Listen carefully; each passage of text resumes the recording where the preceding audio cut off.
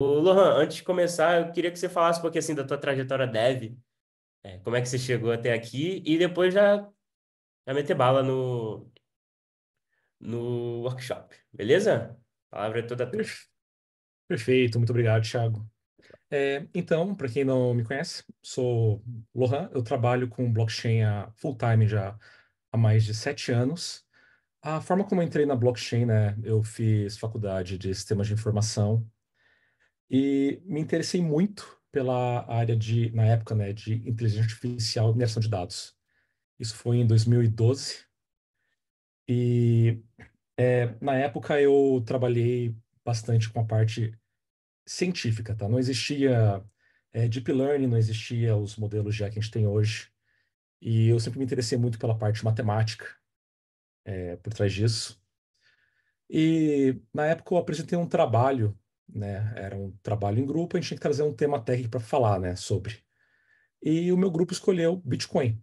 Isso era 2013, 2014. Então, vocês conseguem reparar o meu susto, né? Que na época eu acho que o Bitcoin estava valendo, acho que 300 ou US$ 200, um Bitcoin na época.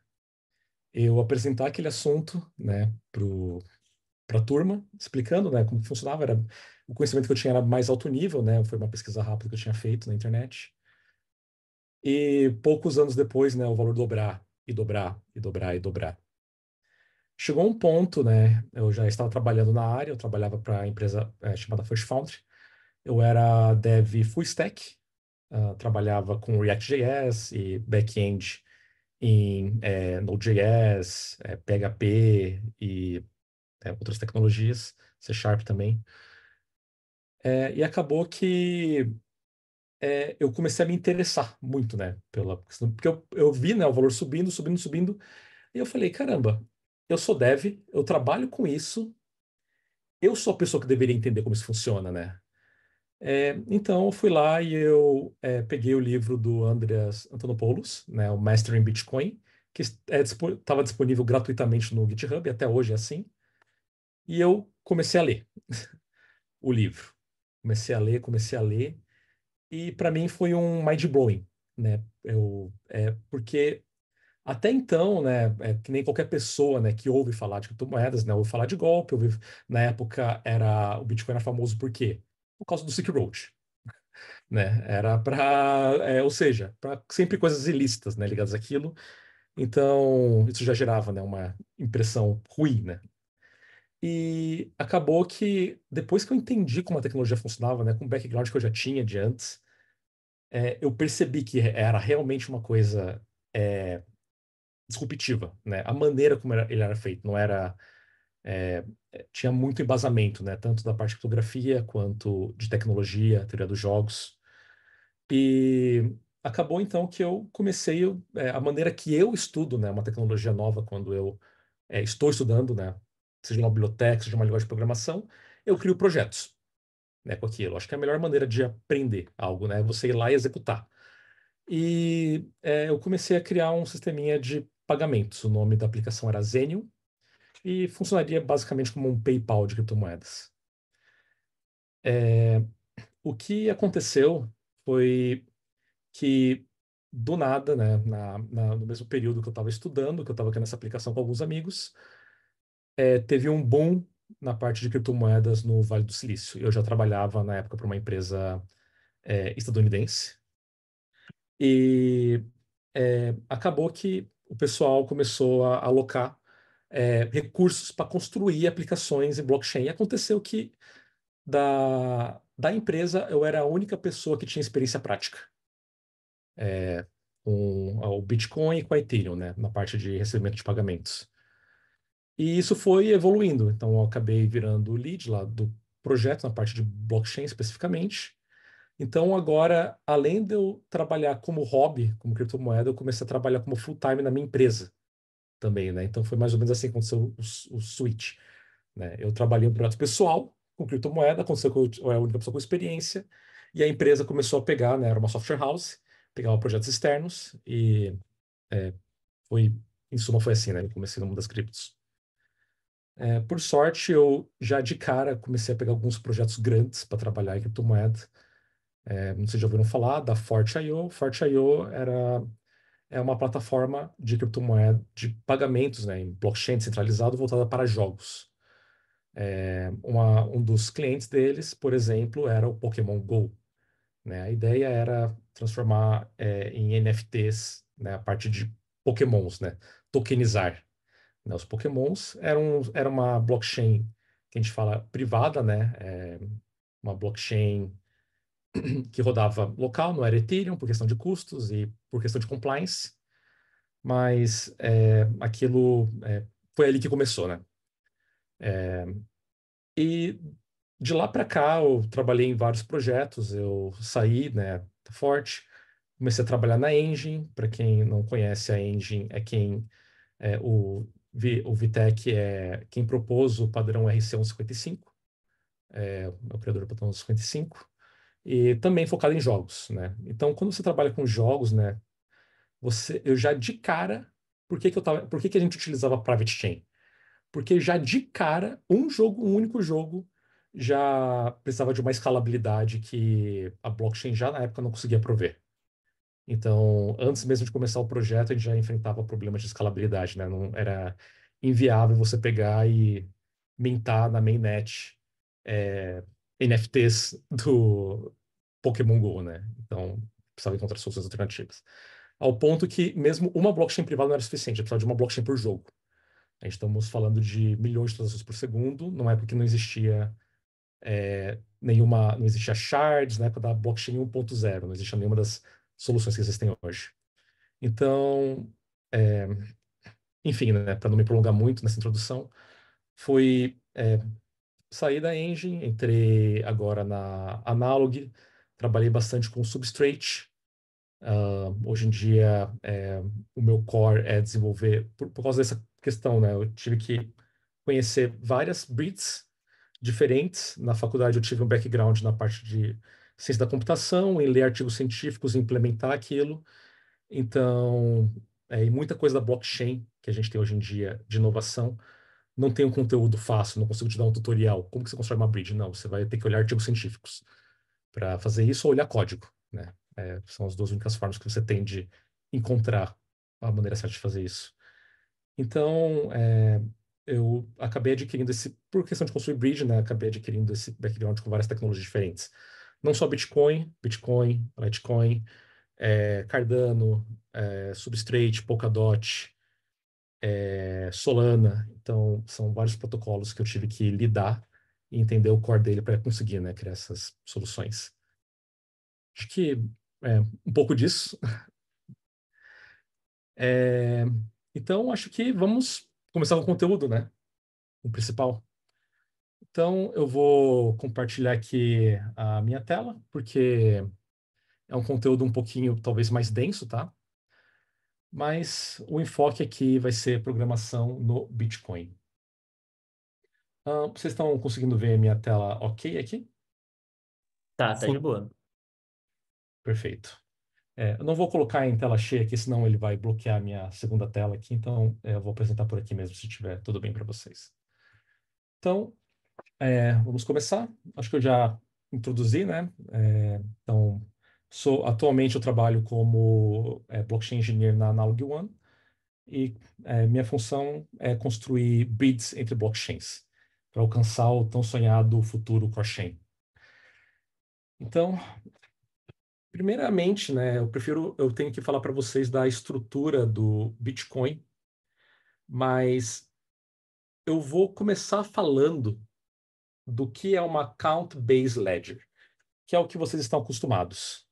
Então, quais são as blockchains que elas são Account-Based Ledgers? Atualmente, a maioria delas, especialmente as que suportam smart contracts, embora tenham blockchains, todas suportam smart contracts, mas a gente diz Turing Complete, né? Turing completa são essas aqui. E todas elas têm esse modelo de contas que funciona como você tem uma conta e você tem um saldo nelas, além de outras informações. Então, qual que é o problema do modelo de contas? Para a gente é bem intuitivo, porque a gente tem conta em banco. Em conta em banco é assim, você tem ali a sua conta, tem o número da sua conta, você tem um saldo, né? Então, faz bastante sentido trazer esse modelo para a blockchain. Por que que o Bitcoin não usa esse modelo e quais são as limitações desse modelo de contas? Então, vamos pensar o seguinte. Temos aqui 3 transações entre 3 pessoas diferentes. A Alice, o Charles e o Bob. E esse aqui é o estado atual da conta dessas 3 pessoas. A Alice tem 12 tokens, o Charles tem 8, o Bob tem 0. E digamos que os 3, né, eles estão ali negociando offline, e eles mandam essa transação aqui ao mesmo tempo. Tá? Isso supondo que estamos rodando, por exemplo, em uma account-based ledger como a Ethereum. O que vai acontecer aqui é que primeiro a Alice vai transferir 5 tokens para o Bob. Então, vamos lá. 5 tokens para o Bob. Então, o saldo dela decrementou de 7, de 12 para 7, e o saldo do Bob agora é 5. O minerador ele vai pegar essas transações e vai montar um bloco. Tá? Então, ele montou aqui um bloco. Esse bloco tem o header e tem ali as 3 transações. Então, vai executar a segunda transação, a transação B. Então, agora o Bob tem 10 tokens, o Charles tem 3. E, por final, o Bob ele decide transferir 8 tokens para a Carol. Só que uma coisa que é importante ressaltar é que quando um minerador ou um block producer ou o que for, ele cria um bloco, as transações elas são, na maioria das blockchains, executadas de forma sequencial, né? Então, e quem decide a ordem das transações é o minerador, a pessoa que monta o bloco. Então, existe essa questão que a gente chama de grinding attack, que o minerador, como ele tem a liberdade de escolher a ordem das transações, ele consegue alterar o resultado final delas.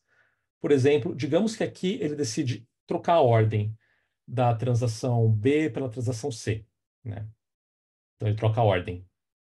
O que vai acontecer aqui é que na hora que chegar a transação do Bob, que se a gente vê aqui, ele está tentando transferir 8 tokens para Carol, ele não vai ter esses tokens para transferir, né? Ele não vai ter esses tokens. Aqui está errado essa atualização do saldo, porque ele não vai ter recebido, vai executar a transação A, então ele vai ter 5 tokens, aí vai executar a transação que ele quer transferir 8 tokens para Carol, mas ele não tem 8 tokens, ele tem 5. Então, deixa eu até já atualizar isso aqui. Aqui ele vai ter 5. E o Charles ainda tem 8. Né? Agora tá certo aqui. O que vai acontecer é que a transação do Bob vai reverter, o famoso revert, e ele ainda vai ter que pagar o custo dessa transação. Então, no final das contas, ele não vai ter nem 5 tokens. Ele ainda vai ter que pagar o custo da transação porque ela reverteu. Né? É isso que vai acontecer. Isso aqui acontece porque a Ethereum e a maioria das blockchains baseadas em account-based, ela tem o que a gente chama de Global Mutable State. Quer dizer que você não consegue saber qual vai ser o resultado da transação até que ela seja executada. Por quê? Porque o resultado dela depende do estado atual da blockchain. Existem até algumas vulnerabilidades, tá? Em relação a isso. Pelo fato dela não ser determinística. Um exemplo bem clássico, não sei se vocês sabem, existe uma vulnerabilidade no padrão RC20. Essa vulnerabilidade é em relação a utilizar o approve da transação, que hoje em dia não é recomendado utilizar ele, ou se for utilizar ele, é recomendado utilizar de uma forma específica que basicamente requer uma transação a mais. Então vamos ver como que funciona esse ataque. Tem a hélice, então temos aqui um token RC20, e a hélice ela tem 100 USDT, por exemplo, e ela aprova o Bob a mover 45 tokens dela. Esse approve ele é muito comum quando você vai lidar, por exemplo, com exchanges, como o Uniswap. Né? Você vai lá e você precisa aprovar o contrato ou uma entidade a mover seus tokens por você. Então, a transação, quando você envia uma transação, ela fica no que a gente chama de memory pool. Ela fica numa lista de transações pendentes que, se você tiver um full node rodando, né, com uma transação ela feita broadcast para todo mundo, você acaba conseguindo ver essa transação antes dela ser incluída em um bloco. Então, aqui a transação ela está pendente. A prioridade baixa, né, quer dizer que a hélice setou ali uma prioridade baixa de FIIs. Então, os mineradores têm a tendência de pegar transações com FIIs maiores, então ela vai ser executada mais para frente. Então, a transação ela é incluída num bloco. Digamos que aqui no bloco 105. A partir de agora, o estado da blockchain é que o Bob ele tem um allowance de 45. Quer dizer que o Bob ele consegue mover da hélice 45 tokens, se ele desejar. Mas então a hélice, por algum motivo, no futuro, ela decide que não, eu vou reduzir. Eu não quero deixar o Bob mover 45 tokens. Eu quero reduzir para ele conseguir mover só 25, tá? Depois de um dia ou dois, por algum motivo. Então ela vai lá e ela envia uma transação que reduz, né, esse approve para 25. De novo, essa transação ela está no memory pool. Então, se o Bob ele estiver olhando essas transações, ele vai ver essa transação que está aqui, que a Alice deu um approve de 25, ou seja, reduzindo o approve dele. Então quer dizer que ele vai passar a mover só 25. O que o Bob vai fazer imediatamente? Ele vai pegar e ele vai enviar duas transações, uma delas com a prioridade alta, ou seja, setando um fee bem alto, para ela conseguir entrar num bloco antes da transação da Alice ser executada. Essa transação ele vai mover os 45 tokens que a Alice tinha aprovado aqui para ele, que é o estado atual da blockchain, e ele vai enviar uma outra transação movendo 25, uma prioridade menor para ser executada depois. Consequentemente, né, se ele setou um fee bem alto, ele vai conseguir com sucesso executar a transação dele antes da transação da Alice, que diminui o approval.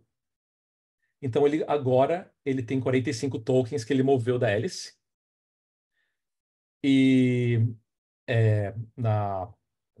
então aí a transação da Alice é executada. Então agora o approve dele, porque esse approve ele sobrescreve o valor atual. Então ele sobrescreve, consequentemente se o valor era 45, vai virar 25. Aqui no caso o valor era zero, porque o Bob moveu, vai voltar a ser 25. O que não era a intenção da Alice. A Alice não queria dar mais 25, ela queria reduzir para 25. E o que vai acontecer é que o Bob ele vai conseguir mover 70 tokens da Alice. Tá? Isso aqui é uma vulnerabilidade bem conhecida do RC20. A maneira que que a gente lida com isso é você nunca pode mandar dois approves com valores diferentes. Você sempre tem que mandar um zero antes, quando você vai alterar o approve. É a maneira que você lida com isso. E existem interfaces que você, em vez de você falar aqui, você fala, eu quero reduzir do valor atual 25. Independente do estado que for, reduz para 25. Então, mas daí isso não é compliant com o RC20, né? Então você não pode esperar que as carteiras vão implementar esse método de approve. Enfim, isso aqui não é uma vulnerabilidade do padrão RC20. Na verdade, isso é uma limitação do modelo de contas, tá? Que ele depende do estado atual. Você só consegue referenciar o estado atual da blockchain para realizar algo. Então, dada essa introdução, né, vamos ver como que o modelo de UTXO resolve essas limitações, né, que é o modelo que o Bitcoin utiliza. Então, primeiramente, né, a gente está acostumado com carteiras e saldos. Essa aqui é a minha carteira, esse aqui é meu saldo. Primeiro conceito que deve ser quebrado aqui é que não existe saldo no Bitcoin. Não existe saldo, não da maneira que a gente está acostumado. O que o Bitcoin, ao invés dele traquear saldos, né, perdão, seguir saldos, ele faz o tracking de transações. Então, digamos aqui que o Bob ele queira transferir 5 bitcoins para Alice.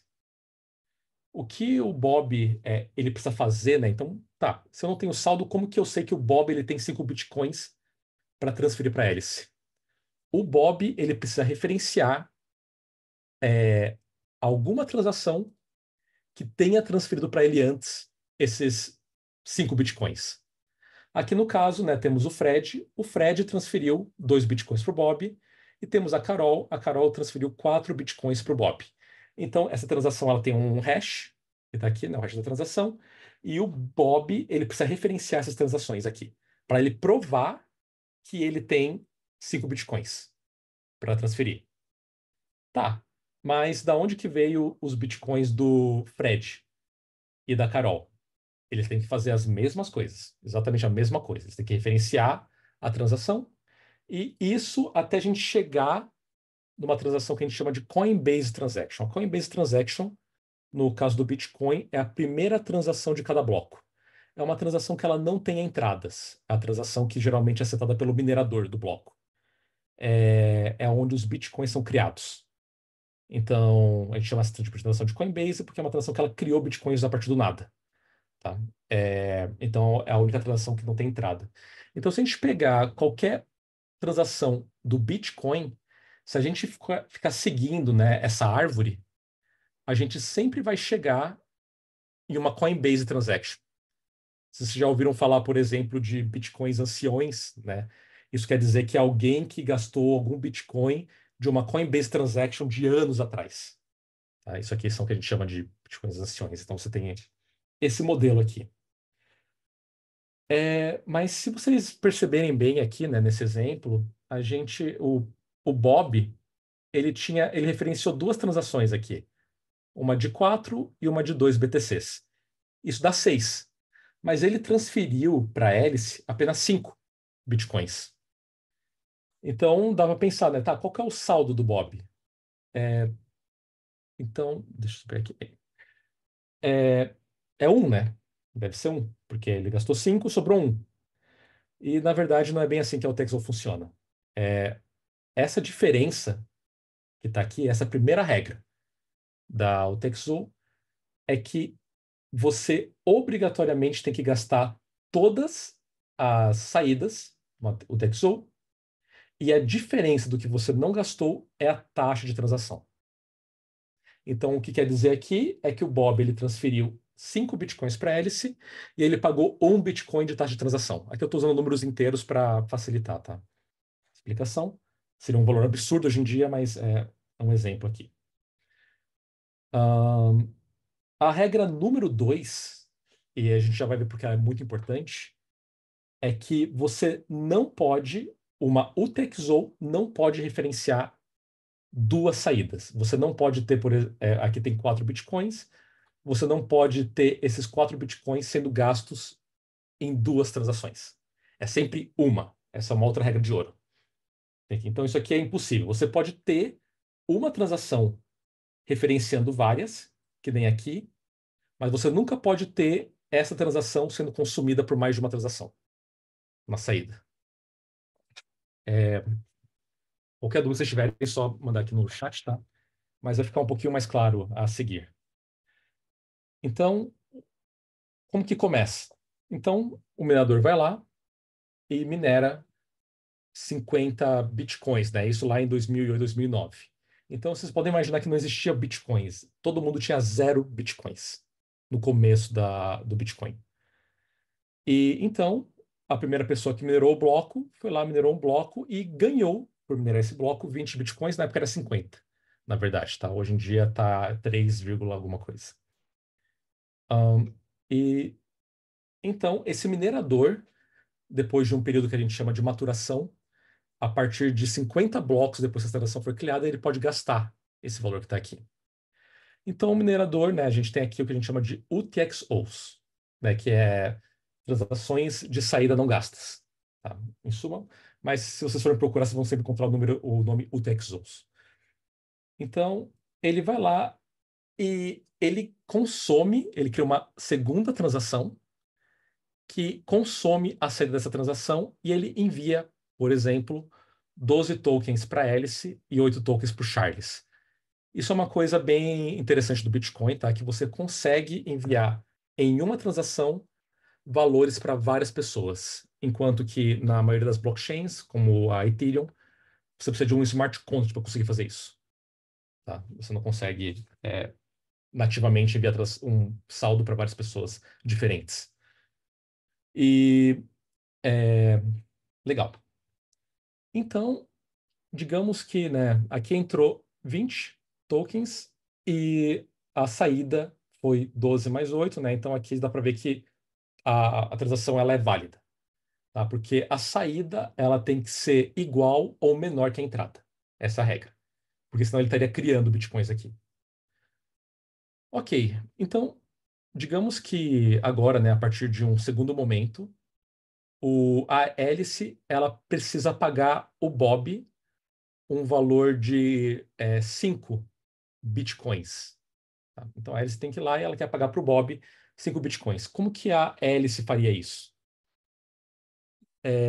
A gente tem que lembrar então que tem essa regra, que cada saída de transação só pode ser gasta por uma única transação, e a diferença da soma das entradas tem que ser igual ou menor que a soma das saídas.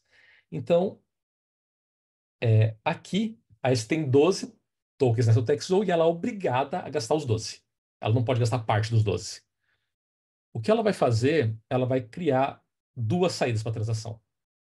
Uma que manda 5 tokens para o Bob e uma outra que ela envia 7 bitcoins para ela mesma. É o que a gente chama de change, ou troco. Tá? Então ela cria duas saídas. Então é assim que você faz para você conseguir gastar toda a saída de uma transação e ao mesmo tempo não ser obrigado a enviar todo o valor que você quer para uma pessoa. Acontece então a mesma coisa, tá, para o Charles. Aqui eu estou omitindo, tá, as taxas de transação. Se a Alice ela estivesse pagando taxa de transação, ela provavelmente teria que decrementar o valor dela aqui para 6, por exemplo, ou 6, alguma coisa, 6,5, e esse 0,5 seria o equivalente à taxa de transação que ela estaria pagando por aqui. Tá lá. Então daí o Charles vai lá e ele envia dinheiro para o Bob. E aí, né, os nodes Bitcoins, eles têm uma lista que eles mantêm atualizada, um banco de dados extremamente eficiente, de todas as UTXOs que não foram gastas. Então, aqui a gente tem 4, que são essas 4 aqui. Essas aqui, elas foram excluídas do banco de dados. Então, ele só traqueia as que não tem, que não foram gastas, que são essas 4 aqui. A gente consegue ver a evolução disso aqui na direita. E agora, né, chegou o momento do Bob gastar os tokens dele. E esse aqui é o principal motivo pelo qual eu disse para vocês que o Bitcoin ele não tem saldo, não igual o que a gente tem em uma account-based ledger. Porque para a gente conseguir saber o saldo do Bob, a gente não consegue olhar em um lugar único, a gente tem que ver a soma de UTXOs que pertencem a ele. Então, aqui no caso, o Bob ele tem uma UTXO que é de 5 bitcoins, e ele tem uma outra UTXO que veio do Charles de 5 bitcoins. Digamos que ele queira transferir 10 bitcoins para a Carol. Nesse caso, ele seria obrigado a criar uma transação que tem como entrada as duas UTXOs que ele tem controle. Aqui. E aí ele poderia criar uma transação que envia 10 bitcoins para Carol. Deixa eu só abrir aqui o chat e deixar aqui do lado, caso. Show. Se não tiver claro, tiver alguma dúvida, tá bom, pessoal? Só mandar aqui no chat, que daí eu tô de olho aqui. Então, a gente tem alguns tipos, né, de transações no Bitcoin. A gente tem as Common Transactions, as transações comuns, que pode ter geralmente uma ou mais entradas, e elas têm uma saída, a pessoa que você quer pagar, e a outra saída que é o troco, que sobrou para você. Então, se aqui eu tenho 100 Bitcoins, eu quero pagar um, eu vou transferir um token para o Bob e eu vou ficar 99 de troco para mim mesmo. Então, esse aqui é o tipo mais comum de transação que tem no Bitcoin. Temos a Aggregating Transaction. Então, por exemplo, eu sou um serviço de pagamento, eu recebi pagamento de várias pessoas, então eu tenho várias UTXOs, eu posso pegar todas as UTXOs de valores pequenos e agregar em uma grande. Tá? Então, esse aqui é o Aggregate Transaction, de agregação. Temos também a Distributing Transactions. Isso aqui é bem comum quando você vai comprar Bitcoin em uma exchange, por exemplo. Você vai ver que a exchange ela vai ter uma UTXO ali com 1.000 Bitcoins e para ela economizar no valor da transação, ela vai pegar e ela vai mandar para todas as pessoas que compraram em batch. Então, aqui é uma pessoa que comprou 5 bitcoins, aqui é uma pessoa que comprou 3, aqui é uma pessoa que comprou 10, aqui é uma pessoa que comprou 0,5, e no final ela vai voltar a maior quantia para ela mesma. Tá? Então, isso aqui é uma transação de distribuição, que a gente fala, e ela é muito mais eficiente do que você criar várias que envia para poucas pessoas. tá? O valor. E a gente tem um outro tipo especial de transação, que é a Coinbase Transaction. Esse aqui é o único tipo de transação que não tem entradas, tá? Isso aqui, e essa aqui sempre no caso do Bitcoin, da Litecoin e a maioria das blockchains baseadas no TXO, é sempre a primeira transação de cada bloco. Que o protocolo estabelece que o minerador do bloco, né, que é a primeira transação do bloco, ele recebeu um número X de bitcoins, e esse número X de bitcoins mais as taxas de transação, ele pode gastar e enviar para qualquer conta que ele queira, aqui de saída. Vamos dar uma olhadinha na prática como isso se parece. Vamos procurar aqui um Bitcoin Explorer. Vamos pegar aqui o último bloco do Bitcoin. E vamos pegar a primeira transação do bloco, que é essa aqui. Vamos entrar. E a gente consegue ver que o from, a entrada dela, é 0. Deixa eu dar um zoom aqui, caso esteja muito pequeno. A entrada dela é 0, mas ela tem uma saída,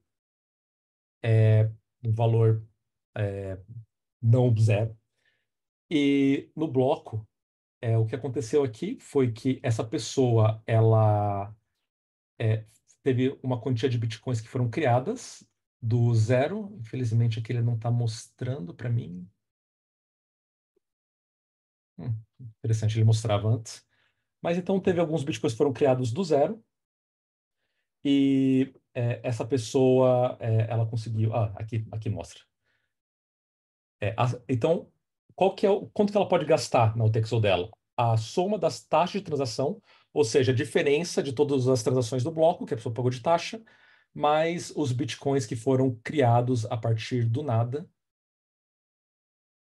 que está aqui, reward. Então é isso, mais isso.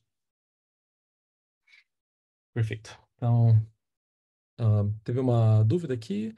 Como acontecem duas transações, dois destinatários, cada um usando uma UTXO diferente, do Yuri Correia. Então, Yuri, na verdade é porque uma transação, do ponto de vista do Bitcoin, ela é composta disso aqui. Isso aqui, cada quadradinho desse não é uma transação, tá? Isso aqui é uma UTXO, isso aqui é uma UTXO.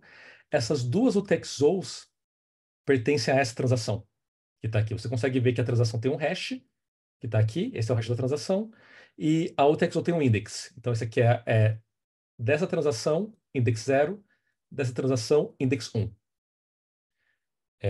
Então, uma única transação, você consegue gerar várias UTXOs de saída, mas elas pertencem à mesma transação. São componentes da transação. Espero que isso tenha esclarecido essa dúvida. Então, ah, é. Então, vamos entender, né? Porque isso aqui parece ser muito mais complexo que um sistema de contas. Por que que o Bitcoin usa isso? Por que que o Bitcoin não foi para o modelo de contas? Primeiramente, é importante ressaltar que o Bitcoin ele não foi criado igual ao Ethereum para rodar contratos. Ele foi criado com um foco em pagamentos. O Bitcoin ele é focado em pagamentos. Então, era muito mais importante para eles terem o que a gente chama de transações determinísticas. Então, o que são transações determinísticas? Vamos começar aqui, tá, do modelo. Então, eu sou um minerador e eu estou aqui montando um bloco, aqui na direita. O que vai acontecer é que a gente vai ter uma transação que eu recebi ali do minerador, então tem aqui a transação. Essa transação está enviando tokens de novo para a Hélice, para o Bob. Tá, agora temos uma segunda transação que envia esses tokens da Hélice também para o, perdão, para o Charles, para a Hélice, e então envia para o Bob. O que acontece se o minerador tentar fazer a mesma coisa que a gente fez lá na Ethereum? Ele tentar alterar a ordem das transações no bloco. O que vai acontecer é que quando ele for tentar executar a transação da Carol e o Bob ele tenta enviar 10 tokens para Carol, é que não vai existir a UTXO que se referencia aqui. Né? Para ele, não vai existir a UTXO que ele pode gastar esses 10 bitcoins. Consequentemente, essa transação ela é inválida. Consequentemente, o bloco inteiro é inválido. Então, no Bitcoin não existe o revert. Não existe você enviar uma transação e você tem que esperar para ver o que vai acontecer, se ela vai dar certo ou se ela vai dar errado. Não existe isso. Se uma transação ela está num bloco, ela é válida. E vocês vão perceber aqui, né, também olhando isso, que o minerador ele não consegue alterar o resultado de uma transação.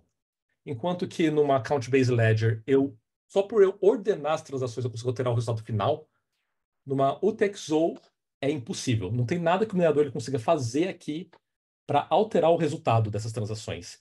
A única coisa que ele poderia fazer aqui, né? Então a gente tem uma lista de dependências. Então a transação 4 ela obrigatoriamente tem que ser executada depois da transação 2 e 3. A transação 2 e 3 tem que obrigatoriamente ser executada depois da transação 1. A transação 1 tem que obrigatoriamente ser executada depois da transação Coinbase 0. Tá? Então existe aqui uma lista de dependências. Então, tipo, a única coisa que, sei lá, o minerador poderia fazer é mudar a ordem entre a transação 3 e 2, por exemplo. Mas independente dele fazer isso, isso não alteraria o resultado final. Então, você tem essa garantia de que quando você vai executar alguma coisa, você sabe que se a transação entrou num bloco, você não precisa conferir se o recibo da transação, não existe recibo de transação. Ela vai fazer exatamente o que você esperava que ela fizesse quando executada. Então, esse modelo ele é muito superior para pagamentos, tá? Que o modelo de contas. E outra questão é que ele é paralelizável, tá? Ele é paralelizável porque como uma transação ela explica quais são as entradas, eu consigo, se eu tenho duas transações que tentam usar a mesma UTXO, eu sei que eu não consigo executar elas em paralelo. Então é mais paralelizável esse modelo. Ah, legal. Então, seguindo aqui, vamos falar sobre locking and unlocking scripts, que agora finalmente a gente vai entrar na parte de programação do Aí, Bitcoin. Luan, uma Pode ir? dúvida. Eu não sei se Claro. você falou isso, eu me perdi no meio, mas quando gera a transação, por exemplo, ali, o Bob está fazendo transação para a Carol. Aham. Caso a transação não vai ter um output troco, entre aspas. Essa transação, essa UTX ou não é gerada então, certo? Tipo um Você amount diz zero, aqui, você diz a transação aqui do Bob para Carol, sim, ele não gerou um amount zero. porque ele gastou o valor completo das transações que estão aqui. Se a gente pensasse para ver Beleza. no mundo real, tá? No mundo real, isso aqui seria alguma coisa, por exemplo, 9, porque ele teria que pagar a taxa de transação, senão nenhum minerador Uhum. iria aceitar incluir a transação dele no bloco. Tá? Sim, sim. Então, sim, aqui ele não tem troco porque não sobrou troco para ele, Aham, no final justo, das justo. contas. Perfeito. Então, vamos seguir ali. Então, agora acho que ficou claro, né, por que que o Bitcoin ele não tem saldo. Você não tem saldo no Bitcoin, você tem UTXOs e, e essas UTXOs elas têm saldo. Então, você pode acabar tendo na sua carteira milhares de UTXOs. Se você tá, especialmente se você criou uma aplicação de pagamentos, que você recebe pagamentos pequenos, você pode ter milhares de UTXOs, e para você conseguir calcular o seu saldo, você precisa olhar para todas os UTXOs que pertencem a você, para você conseguir saber o seu saldo da carteira. Então não é tão simples, né? Mas o cliente do Bitcoin faz isso para gente, né? Na verdade, é mais complicado ainda que o Bitcoin, só um adendo aqui, ele incentiva a questão de privacidade. Então, quer dizer que quando você vai cobrar de uma pessoa para ela te pagar, a maioria das carteiras vai gerar um endereço novo para cada pagamento que é feito. Então, você vai ter um caso ali que o endereço que você recebe o pagamento de uma pessoa, você vai gerar um outro endereço para outra pessoa. Então, você vai ter várias UTXOs com endereços diferentes, mas todas elas pertencem a você. Isso aumenta a privacidade, só que você pode ver que como isso aumenta a complexidade, né, na questão das carteiras para verificar o saldo de uma pessoa. Legal. Então, ok, deu para entender, né? Então, contas tem o Texos, é isso? Não. O contas, não existe contas no Bitcoin. Não, o conceito de conta não existe dentro da arquitetura do Bitcoin. Mas, tá, vocês têm carteiras, vocês têm Você consegue pagar outras pessoas. Então, se não tem uma carteira, como que eu transfiro dinheiro para alguém? Se isso não existe. É, então, vamos entrar ali agora na parte mais, na minha opinião, mais interessante sobre o Bitcoin. Rodolfo perguntou se o minerador pode colocar a taxa zero do bloco. Na verdade, Rodolfo, ele deve colocar. Ele é obrigado a colocar taxa zero nas transações dele, porque o minerador, né, no caso, ele é a única pessoa que não tem nenhuma entrada, mas ele obrigatoriamente, a soma das saídas da transação dele tem que ser igual à soma dos FIIs do bloco e as taxas de transação. Então ele não pode gerar a transação é inválida se ele não gastar exatamente essa quantidade de tokens da saída. Tá? Então ele tem que a soma que ele tem que gastar ali é, perdi aqui o bloco, é a soma do reward, que é o quanto os bitcoins que foram criados a partir do nada, com as taxas de transação. É a única transação que tem esse requisito, tá? E ele não pode pagar taxa a primeira transação do bloco. Ah, perfeito. Espero que tenha esclarecido essa dúvida, Rodolfo. Ah, então, vamos entender, tá? Como que exatamente funciona uma blockchain que não tem contas e não tem saldos. Então, nos exemplos anteriores que eu mostrei para vocês, eu estava simplificando, tá?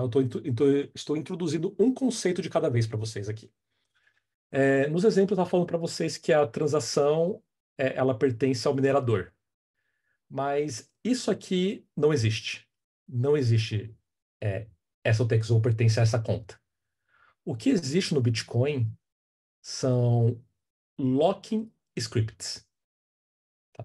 O locking script locking scripts e unlocking scripts, que são um é a saída da transação, que está aqui, e você coloca um código aqui, como se fosse um código de um smart contract. Isso aqui são os smart contracts do Bitcoin. E esse smart contract você pode pensar como se ele fosse um puzzle, né, um quebra-cabeça, que a pessoa que souber resolver esse quebra-cabeça consegue gastar os fundos dessa transação. Então temos aqui a saída e temos uma transação de entrada, né? A entrada, ela sempre referencia uma saída, sempre. Então aqui a gente consegue ver Transaction ID 52AF67. Aqui é a transação 52AF6A, perdão, 6A. E a UTXO no index 0. Index 0, index 0, que está aqui. E aqui a gente tem o unlocking script. O unlocking script é o que resolve esse puzzle, que está aqui. É o que vai executar, e se isso aqui for válido, conseguir desbloquear os fundos, então essa transação que está aqui, ela consegue criar as saídas que ela quiser para gastar os fundos dessa UTXO. Então aqui no caso o amount é 20. Se eu conseguir desbloquear essa UTXO, resolver esse puzzle, eu consigo gastar e criar a saída que eu quiser. Tá? Então a gente consegue basicamente ver isso como se fosse isso aqui fosse um vault, né, um cofre com os valores, e a transação de entrada ela é a chave que desbloqueia os fundos de uma saída. Tá? Então, o que que é uma transação no Bitcoin? É isso aqui. Esses são os componentes de uma transação no Bitcoin. Uma transação no Bitcoin possui entradas. Entradas sempre referenciam saídas. A única exceção é a Coinbase Transaction, que não tem nenhuma entrada. Com exceção da Coinbase Transaction, todas as transações vão ter pelo menos uma ou mais entradas com esse unlock script. E uma vez que você consegue desbloquear isso aqui, você consegue construir saídas que gastam a entrada das transações. Agora vamos entrar para a parte que vai ficar talvez um pouquinho mais denso, tá? Mas eu espero que eu consiga explicar de uma maneira esclarecedora como que funciona. Então, vou pegar aqui um script bem simples, tá? Então, vamos imaginar um puzzle que você tenha que resolver essa condição que está aqui. Então, temos essa função e ela tem que retornar true para você conseguir gastar os fundos do Multexo. Bom, então, no caso do Bitcoin, então x vezes 3 mais 5 dividido por 2 tem que ser igual a 10. Quem for bom de matemática aí já conseguiu ver que eu consigo substituir esse valor que está aqui por 5. Se eu colocar isso aqui igual a 5, eu consigo retornar verdadeiro. Então, primeira coisa que eu tenho que fazer é construir uma stack machine, né? Então, o Bitcoin ele utiliza opcodes, tá? Os opcodes do Bitcoin foram o que inspirou os opcodes da Ethereum, tá? Inclusive o próprio Vitalik Buterin ele trabalhou, né, no protocolo do Bitcoin e, né, ele reutilizou o mesmo modelo.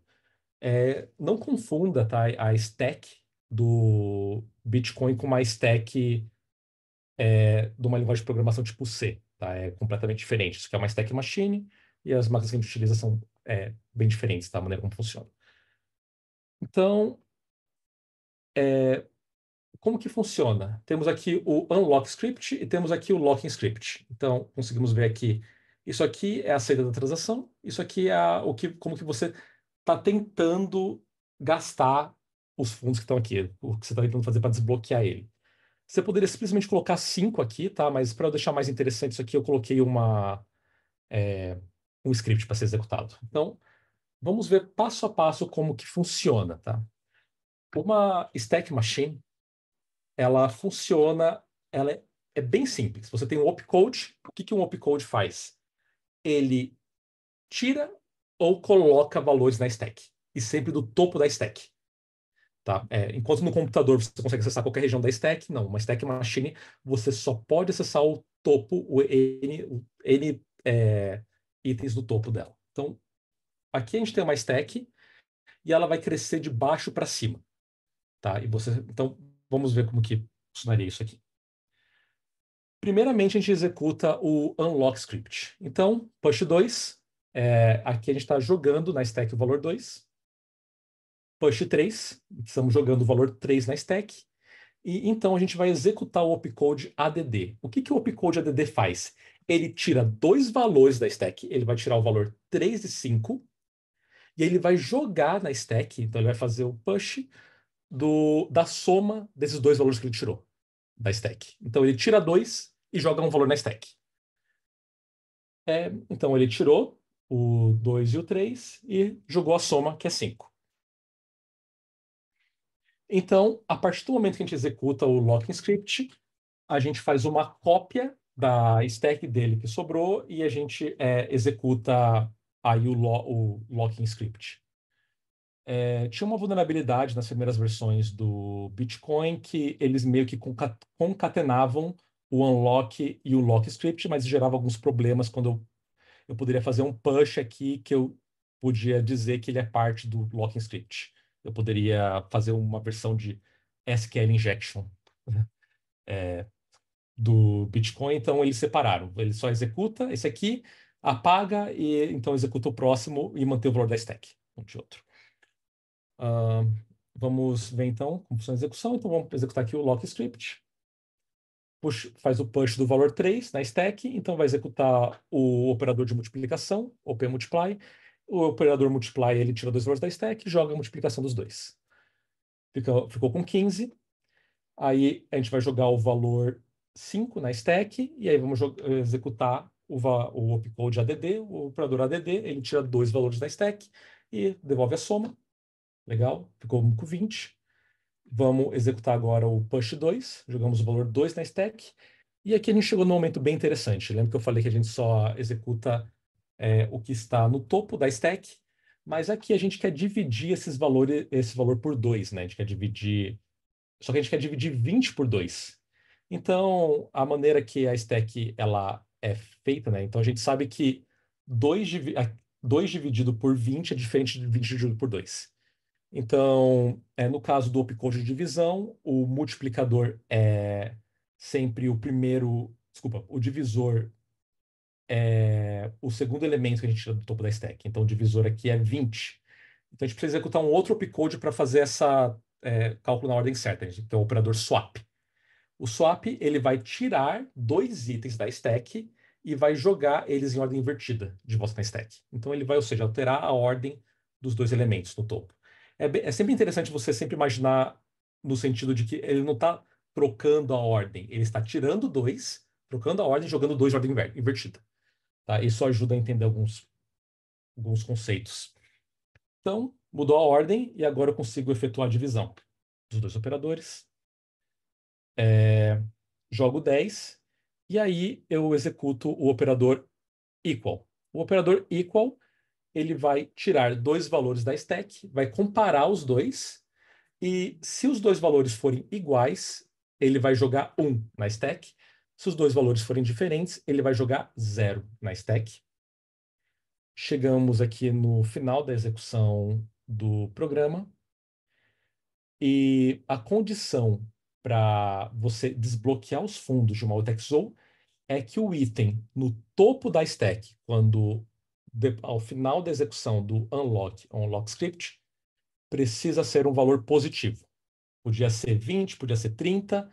Qualquer valor positivo aqui, a gente considera que você conseguiu desbloquear com sucesso essa UTXO. A partir de agora, a pessoa que criou essa transação, ela consegue gastar os fundos dessa UTXO. Geralmente essa aqui é a parte mais difícil, tá, de entender o script. No Bitcoin, ele não oferece para você uma... Você poderia repetir a parte da concatenação do Danilo. Você diz a parte da concatenação do unlock com o lock script? Tá. Então, aqui, só para vocês entenderem, tá? Isso aqui é uma transação que a pessoa criou uma saída, um locking script. Isso aqui na direita é uma outra transação, tá? Que foi executada posteriormente, que a pessoa criou um locking script que consegue desbloquear o que está aqui na esquerda.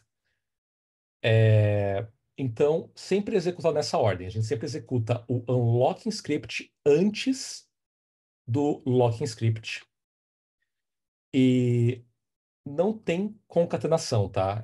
O que eu tinha dito antes é que existia uma vulnerabilidade no Bitcoin que eles pegavam isso aqui e juntavam os dois, sabe? Deixa eu trazer isso aqui para frente.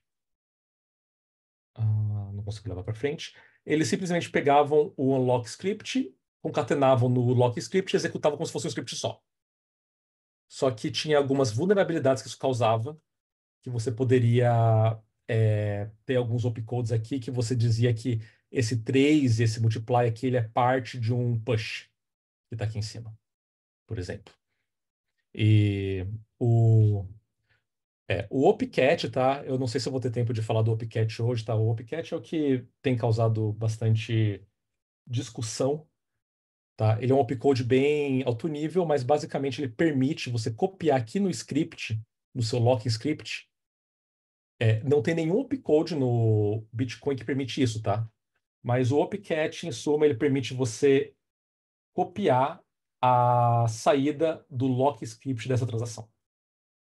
Então você consegue pegar a saída dessa transação e jogar aqui no seu lock script, ou seja, você consegue condicionar a saída da transação. Isso é uma coisa que é impossível no Bitcoin agora. Tá? No Bitcoin, você não, uma vez que a pessoa consegue desbloquear os fundos, a pessoa ela consegue gastar do jeito que ela quiser os Bitcoins. Com o Opcat, você consegue condicionar como a pessoa vai gastar os fundos. E isso gera algumas controvérsias no Bitcoin, tá? Por isso que, então, se eu tiver tempo, é mais avançado, tá? A parte do Opcat, mas se eu tiver tempo eu explico mais a fundo como ele funciona.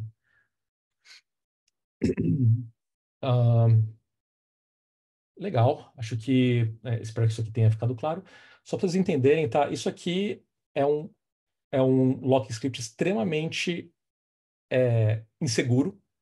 Por quê? Porque você pode fazer o broadcast dessa transação, ou seja, você manda essa transação para a blockchain, a pessoa vai ver o seu locking script, ela pode criar uma transação dela aqui, né? Então aqui eu vou criar uma transação minha e eu vou mandar os fundos para mim, tá? Então eu consigo, tipo, basicamente qualquer pessoa pode vir aqui e gastar esses fundos da maneira que ela quiser, tá? Então isso aqui é simplesmente para exemplificar para vocês, como que funciona o smart contract do Bitcoin. Isso aqui é o smart contract do Bitcoin, tá? Você consegue ver que é bem diferente da Ethereum, a maneira como ele funciona. Ah, então, mas você consegue fazer algumas coisas bem interessantes, tá? Com isso aqui. Ah, já antes de eu falar sobre Payment Channel, né? Deixa eu mostrar para vocês aqui um exemplo. O Danilo mandou mais uma pergunta. Sempre que eu gero um novo UTXO, eu preciso definir um lock script? Sim, Danilo. Obrigatoriamente você precisa definir um lock script. Então, só para esclarecer uma coisa que eu acabei de perceber que eu não coloquei aqui nos slides. Então, como que eu transfiro dinheiro para alguém? Né? Tá, eu queria. Tá, o que que é transferir dinheiro para alguém aqui no Bitcoin? É você criar um tipo específico de lock script que só pode ser gasto por uma pessoa que tem a chave privada de uma chave pública. Né? Você tem ali na sua conta da Ethereum, você tem o seu endereço. Esse endereço ele está atrelado a uma chave pública e você tem a chave privada, você consegue gerar uma assinatura digital. Então, em suma, o script mais comum que é utilizado no Bitcoin para se transferir fundos é um script que bloqueia esses fundos para uma assinatura digital. Então, deixa eu ver se eu consigo mostrar para vocês como isso funciona. Oh, legal, já tenho um pronto aqui. Isso aqui é uma ferramenta bem interessante, tá? A IDE é Bitcoin Alt. Eu poderia dizer que seria o remix do Bitcoin, mas não é. Ele só facilita entender alguns conceitos, tá? Ele é, é o mais próximo que a gente tem de um remix, tá? No Bitcoin. Então, aqui a gente tem o nosso unlock script. E aqui a gente tem o nosso locking script. Então, geralmente, tá, o tipo de transação mais comum que você vai ver vai ser algo parecido com isso aqui. Deixa eu só deixar isso aqui mais legível. Isso aqui, eles têm essa linguagem de programação, isso que eles chamam de cache assembly, tá? Isso aqui não é Bitcoin script de baixo nível, mas, em suma, a gente cria uma assinatura digital, que está aqui, então eu quero gastar os fundos de uma transação. Primeira coisa que eu tenho que fazer é eu tenho que assinar essa transação. O que que é assinar a transação? Você assina uma versão do hash, deixa eu só voltar aqui no exemplo. Você assina as saídas, tá? Então, basicamente, você pega uma transação, a transação ela tem input e tem output. Você pode ver que aqui eu tenho que incluir uma assinatura, que está aqui, uma assinatura digital. O que você vai fazer, essa assinatura, ela é uma assinatura com base nas saídas dessa transação, que está aqui. Então, é calculado um hash com base nas saídas, sem incluir a entrada, porque você não consegue assinar uma assinatura, porque para você assinar uma assinatura, você precisa saber qual vai ser a assinatura. Então, é uma coisa recursiva e você tem que remover isso aqui. Funciona a mesma coisa na Ethereum. Quando você cria uma transação, você nunca assina a transação com assinatura. É, e então, isso aqui vai gerar para você uma assinatura digital e você também submete aqui a sua chave pública. Já vou explicar o porquê. E no caso do Bitcoin, isso aqui vai gerar para a gente ele vai executar esse algoritmo aqui chamado hash 160. O hash 160 ele seria o equivalente a como que você transforma uma chave pública em um address no Bitcoin. Se a gente pegar Ethereum, o que é seu endereço na Ethereum? Ele é simplesmente uma fórmula de calcular, de transformar a chave pública em um endereço menor. Uma chave pública ela é muito grande, né? Ela tem, se não me engano, 65 bytes, e aqui a gente consegue transformar em uma coisa de 20 bytes, né? Que é muito mais fácil de você memorizar e mandar para as pessoas. Então, ele vai calcular isso aqui, ele vai verificar se os dois são iguais. Se os dois forem iguais, ele vai executar o opcode op check signature. Esse opcode, ele recebe duas entradas. Ele tira dois valores da stack. Ele vai tirar qual que é a chave pública. Então, qual que é a chave pública? Que eu quero ver a assinatura. E a assinatura. E ele vai verificar, com base na assinatura, tem algumas propriedades aqui que dizem a quais elementos da transação eu estou assinando. E se a assinatura bater com o resto da transação, então ela é válida. E daí ele vai fazer um push de 1. Se a transação for inválida, vai fazer o 0. Então, você pode ver que ele é um opcode bem alto nível, tá? Ele faz muita coisa que está aqui. Então, deixa eu ver se eu consigo jogar esse cara aqui. Vamos jogar ele aqui, que aqui eu consigo mostrar. Então, aqui tem um outro. E aí temos esses opcodes que estão aqui.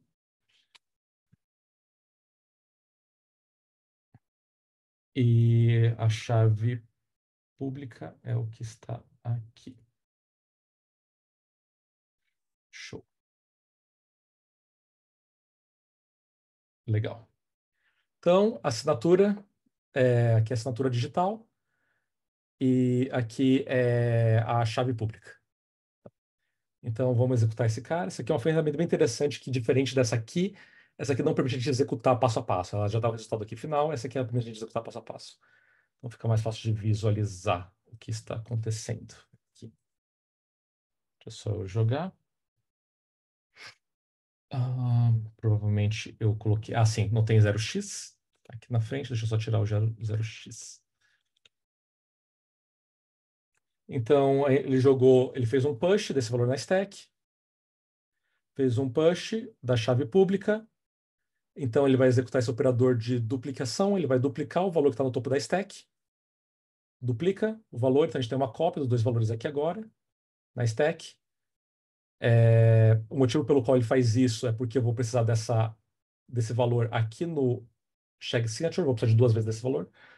Então, daí, ele vai pegar e ele vai calcular o endereço dessa chave pública. Então, ele vai transformar essa chave pública, que está aqui, que é um valor grande, em um endereço Bitcoin. Então, ele vai executar o opcode RS-160. Agora tem aqui o endereço. Eu acabei de perceber que eu cometi um erro aqui, mas já vou corrigir aqui. Deixa eu executar do começo. Vamos lá do começo. Aqui, agora sim. Eu já explico por que que aqui tem um endereço, tá? Já explico por quê. Então, vamos lá. Executou. Então, aqui temos a chave pública. Aí, ó, ele calculou o endereço e ele comparou os dois endereços. Ele vai comparar se os dois endereços batem. Se bater, ele vai retornar um sucesso. E então, ele sobrou dois valores na stack. Sobrou a chave pública, que é o que está aqui, e sobrou a assinatura. Ele vai pegar e vai verificar e bateu. Sucesso. A assinatura é válida.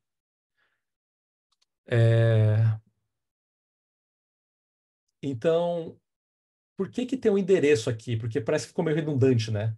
O motivo pelo que esse endereço está aqui, porque se não tivesse isso aqui, eu poderia fazer só isso aqui e daí o resultado seria exatamente o mesmo. Eu poderia simplesmente ter um check signature, que está aqui. Primeiro, isso aqui seria inseguro, porque eu poderia alterar a chave pública que está aqui. Então, seria o primeiro problema. Dois, isso aqui ajuda a gente a saber quem pertence a essa UTXO. Porque eu tenho aqui uma UTXO que está aqui. Então, a UTXO,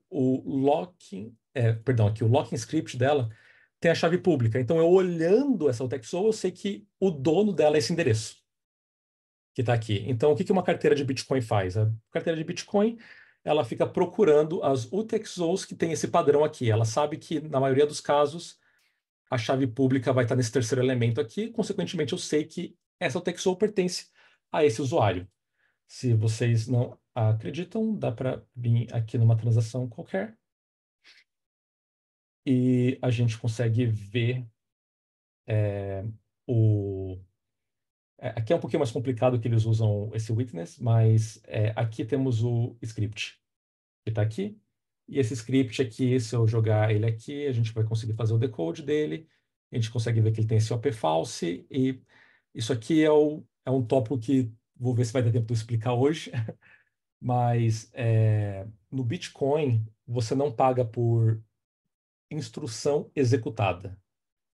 No Bitcoin, você paga por byte de transação. Então, quanto maior sua transação, não é necessariamente byte, tá? Isso era na versão antiga do Bitcoin, ele tem um negócio chamado weight, que é um pouquinho mais complicado, mas, em suma, quanto maior sua transação, mais caro você vai pagar por ela. E não é por execução. Porque não tem como você fazer um loop aqui, tá? No Bitcoin. Não tem como você fazer um loop, então, consequentemente, todos os scripts, eles têm um tempo de execução bem mínimo e determinístico. Consequentemente, você consegue fazer algumas verificações aqui. Alguma dúvida até aqui? Deixa eu beber aqui uma aguinha enquanto vocês pensam. Eu tenho. Se ninguém tiver, eu tenho. São duas, na verdade. A primeira é a mais básica, assim. É quando você rodou Uhum. lá no segundo ali, segundo site, esse daí. É quando Sim. você fez o Verify, ele deu um e tirou da stack. Esse é o comportamento padrão? E se desse zero, sabe? Se desse zero, vamos fazer o teste. Deixa eu só voltar aqui. Quando você bota o Vamos, teste 360, aí, né, compara e tal. vamos, Ali, vamos, Verify isso. vamos testar aqui então. Então aqui temos essa aqui é a assinatura digital Uhum. e isso aqui é a chave pública da conta. Então, chave pública da conta. E aí então isso aqui é o nosso, essa parte aqui é o nosso locking script. Tá aqui em cima. E aqui agora nós vamos, perdão, é um locking script e agora vamos jogar aqui o nosso unlock script. Deixa eu só pegar aqui o endereço do usuário, que eu acho que é esse aqui. Só confirmar se é isso mesmo. Creio que sim.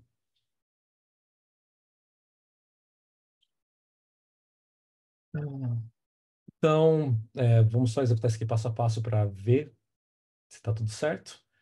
Ok, executou o nosso. Agora vamos começar a executar aqui o nosso locking script. Vai pegar, vai calcular a chave pública e o endereço que está ali está errado. Deixa eu só jogar aqui de volta. E aí vamos começar de novo.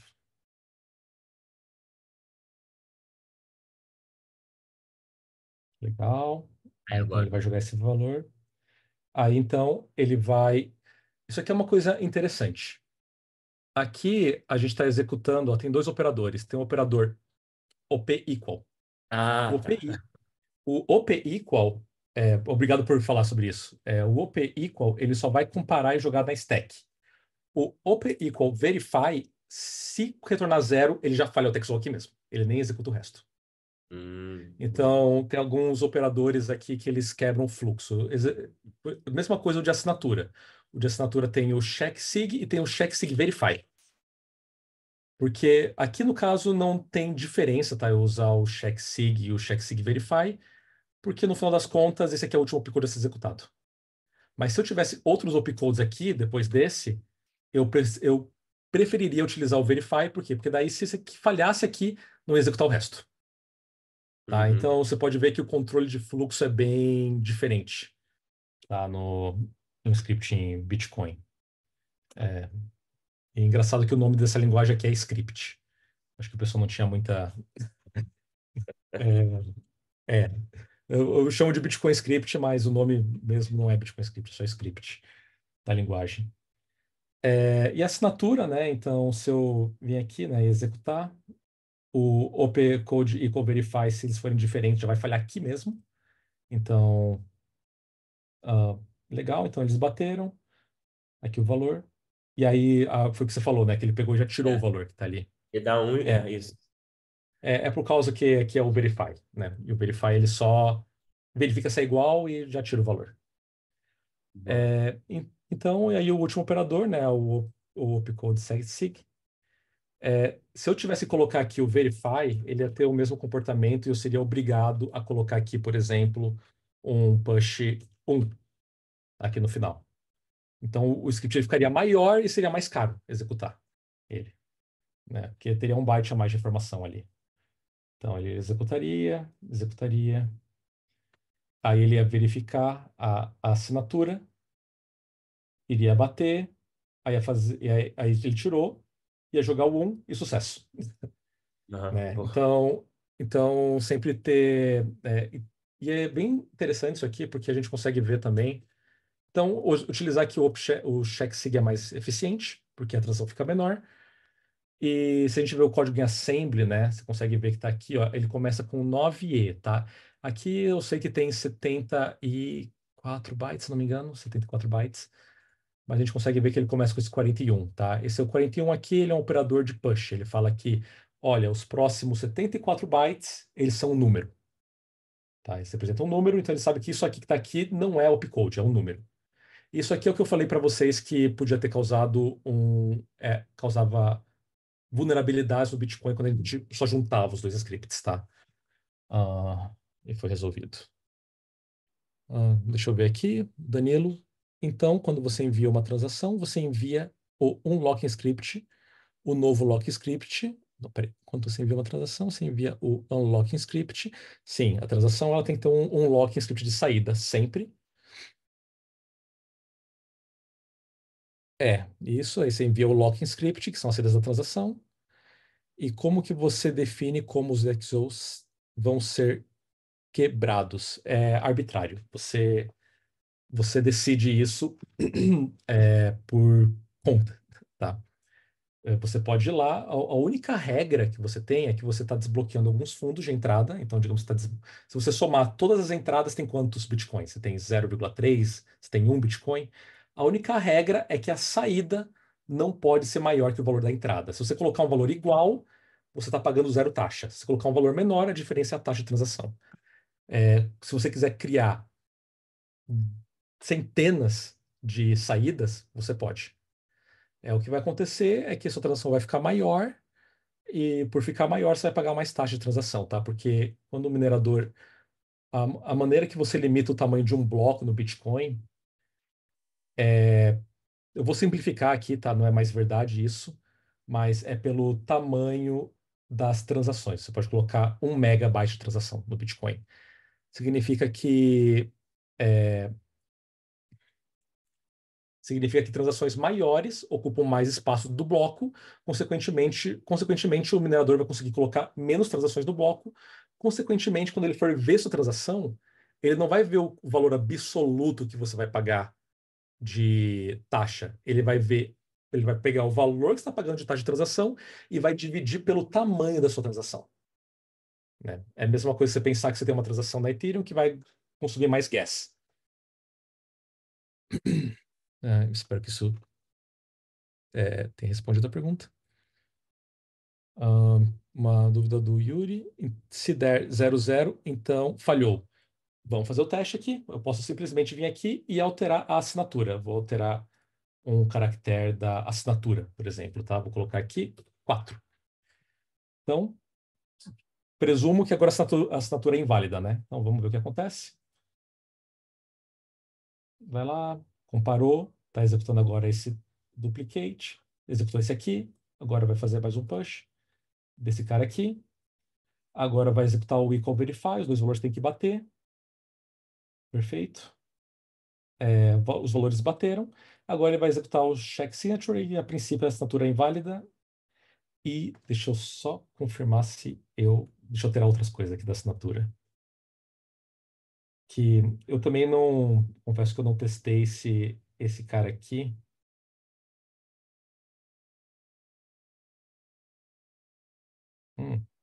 Pelo jeito, nessa ideia aqui, ele só aceita, tá, a assinatura. Mas se eu fizer aqui no final um push 0, por exemplo, colocar um 0 aqui. Só para vocês entenderem, tá, que essa ideia aqui ela é bem limitada, porque ela não consegue verificar a assinatura da transação, porque, em suma, a assinatura da transação ela depende do hash da saída de quem está gastando essa transação. Então, ele não sabe o que eu estou assinando. Tá? Ele não sabe o que eu estou assinando, consequentemente, ele faz um bypass aqui de tudo é válido. Já que ele não sabe o que eu estou assinando, ele só. Acho que se eu só colocar aqui, por exemplo, uma assinatura um tamanho menor do que deveria ter, eu acho que ele vai falhar. Daí vamos ver se vai falhar. Daí, no caso, a assinatura em si seria inválida. E ainda assim ele passa. Vamos só jogar um 0 aqui. Essa aqui, a outra solução aqui, ela verifica a assinatura, tá? Essa outra ideia, ela chega, ela fala pra gente se deu certo ou se deu errado. Essa aqui, ela é bem mais limitada, porque ela não tem contexto da transação. Então, vamos lá. Aí, zero. Aí, é sempre o valor do topo da stack. Se o valor do topo da stack for zero, falhou. Se for qualquer coisa diferente de zero, passou. Só para vocês entenderem também que é bem limitada essa ferramenta, tá? A maneira como a gente usa ela. Essa aqui é um pouquinho mais completa, mas ela não tem essa visualização passo a passo que nem essa aqui tem. Hum. Aí quando É, ele falha tudo mesmo, né? Normal. é, a gente consegue ver aqui, por exemplo, que ele utiliza nomes, né, para as coisas. Em vez de ele mostrar assinatura, eu tenho que colocar meu mouse aqui em cima, daí ele mostra o que é de fato assinatura. E ele tem aqui, por exemplo, o contexto da transação. Então, é uma ferramenta mais. É interessante, mas ela não tem essa questão do passo a passo, que é interessante também. Ah, Esse P2PKH é tipo outro nome para Locking and Unlocking Transaction, certo? É o tipo do unlocking script que a gente está executando aqui. Então, até legal você trazer esse ponto de volta, porque tem algumas vezes você pode ter um script complexo aqui, né? Você pode ter um script bem complexo, bem grande. E no caso do Bitcoin, você paga por taxa de transação. Então, você paga por taxa de transação. Consequentemente, a pessoa que está gerando um lock script vai acabar pagando mais taxas de transação do que a pessoa que está gerando o unlock script, porque aqui o script é muito menor. Então, existem alguns tipos de script que ele permite a gente inverter isso. Permite eu dizer para a pessoa que está aqui, tá, que é o pay to hash, que ela que tem que definir o script que está aqui. Então, ela que tem que vir aqui e, em suma, ela tem que fazer aqui um push num valor gigante que está aqui, que é o script. Vai estar aqui num formato específico. Então, vai começar com o script e vai estar com o lock script. E a gente vai ter aqui o pay to hash. O que ele vai fazer? Para eu garantir que a pessoa não pode alterar um lock script. Então, ele vai calcular o hash do script que a pessoa colocou na saída e ele vai executar. Então, é um tipo especial de script que basicamente, eu delego para a pessoa que for desbloquear as taxas de transação do Bitcoin. Porque ela é obrigada a. Eu tenho que colocar aqui um hash, que é o pay to hash que a gente fala, né? Pay to hash. E a pessoa que for executar o script, ela obrigatoriamente vai ter que colocar o script no unlock script. Mas o unlock script, o hash dele tem que bater com o hash do lock script. Isso, no final das contas, dá no mesmo. A única diferença é que quem vai pagar a taxa da transação maior é quem for desbloquear os fundos. E por que eu falei foi interessante você ter trazido isso? Porque o Bitcoin, tá? Eu não vou ter tempo de explorar isso aqui. Ele é muito mais difícil do que isso. Se a gente for pegar Ethereum, a Ethereum, a gente tem aquela questão que quando tem coisa nova, ela vai lá e coloca. Ela não liga muito para retrocompatibilidade. Se você for pegar os recibos de transações da Ethereum no bloco 0 ao 100 mil, 100 mil? Não, é por aí, 100 mil, elas têm um formato. Se você for pegar o revert, não existe o revert na primeira versão da Ethereum. O revert acontecia quando uma transação gastava todo o gas dela. Eles não se preocuparam em manter retrocompatibilidade. Só que quando a gente está falando do sistema de pagamentos, né, que nem o Bitcoin ele é utilizado em hardware wallet. A gente tem ATM de Bitcoin, a gente tem é, sistemas embarcados. O pessoal que minera Bitcoin, eles utilizam as SICs, né, que são as mineradoras. Então, você incluir uma coisa que quebra o protocolo é inviável. Então, muitas das coisas que foram feitas no protocolo do Bitcoin, eles tentaram introduzir features novas, mas que, ao mesmo tempo, não quebrasse pessoas que estivessem usando versões antigas, como o sistema embarcado, o que fosse. Então, questões como, por exemplo, esse witness que está aqui, né? Isso aqui foi a maneira que o pessoal encontrou de deixar o Bitcoin mais eficiente, porque a gente consegue ver que esse script que está aqui é muito byte de informação que está aqui. É muita informação e tem um problema no Bitcoin. A gente chama isso aqui de segregated witness. Segregated witness Bitcoin. Ah, isso aqui acho que está no próprio Bitcoin. Deixa. Isso aqui, basicamente, pensa que a gente tem o seguinte problema. A gente tem que. Eu preciso saber quais foram as UTXOs que foram gastas. Só que quando a gente vai ver o bloco do Bitcoin, o bloco do Bitcoin, ele não tem um que a gente chama de commitment, não tem uma hash, uma Merkle tree de UTXO. Não existe isso.